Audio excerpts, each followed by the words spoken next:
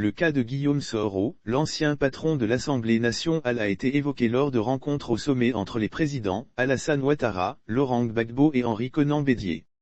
À l'instar d'autres sujets cruciaux qui touchent à la vie de la nation ivoirienne, le cas de l'ancien chef du Parlement ivoirien, en exil depuis 2 ans, était au centre des échanges entre le président Alassane Ouattara et ses prédécesseurs, Laurent Gbagbo et Henri Konan Bédié.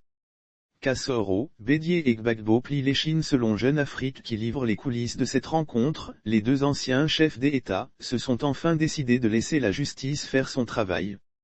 Une position qu'aurait fermement défendue le président Alassane Ouattara. Les présidents Henri Konan Bédié et Laurent Gbagbo s'étaient en effet érigés en avocats de Guillaume Soro, patron du mouvement politique Générations et Peuples Solidaires, GPS.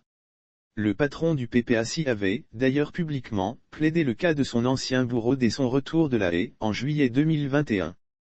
La situation du natif de Kofi-Plé avait également été portée par le PDCIRDA et le parti de Laurent Gbagbo, lors des discussions relatives au dialogue politique inter-ivoirien, qui ont eu lieu à Abidjan, entre décembre 2021 et février 2022.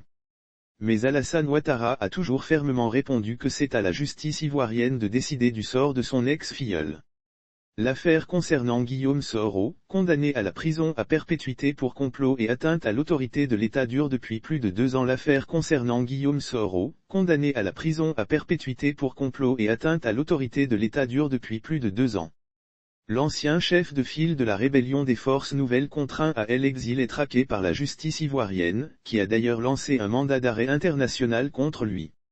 Lire aussi Côte d'Ivoire, voici ce que sont devenus les biens de Guillaume Soro attendu à Abidjan, le 23 décembre 2019, l'ancien chef du Parlement ivoirien, dont les relations se sont fortement détériorées avec son mentor Alassane Ouattara, a été contraint de détourner l'avion qui le transportait vers Accra, la capitale du Ghana. Soupçonné de tentative de déstabilisation, il a été condamné, par contumace, à la prison à vie le 23 juin 2022 par le tribunal criminel d'Abidjan. Lui et 19 de ses proches ont été jugés, entre autres, pour complot, tentative d'atteinte contre l'autorité de l'État. Le même tribunal a prononcé la dissolution du GPS, son mouvement politique.